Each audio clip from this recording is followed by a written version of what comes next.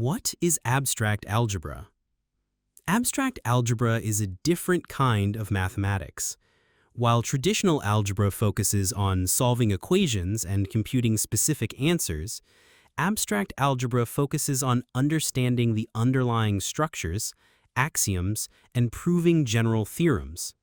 It's often the first encounter for many students with an environment that requires rigorous mathematical proofs. Abstract algebra uses what's called the axiomatic approach. We start with a collection of objects, let's call it S, and assume a few basic rules about their structure. These rules are called axioms. The goal is to use these initial axioms to derive other information about the objects in S. Our axioms must satisfy two main requirements. They must be consistent, not contradicting one another, and there shouldn't be too many of them. If the system is too restrictive, there will be few examples of the mathematical structure. To work with axioms, we need precise language. The building blocks are statements and proofs. A statement is an assertion that is either true or false. For example, 2 plus 3 equals 5 is a statement, and it's true. All cats are black is also a statement, but it's false. However, x cubed minus 4x squared plus 5x minus 6 is not a statement because we can't determine if it's true or false without more information.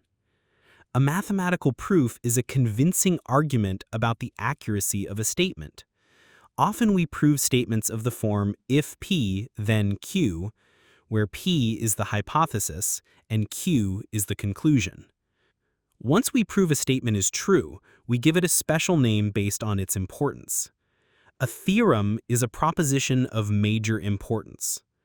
A proposition is any statement that has been proven true. A lemma is a supporting proposition used to help prove a main theorem.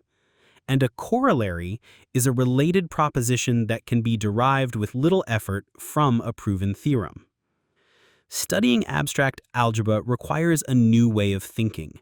Here are key strategies to remember. Examples are not proofs.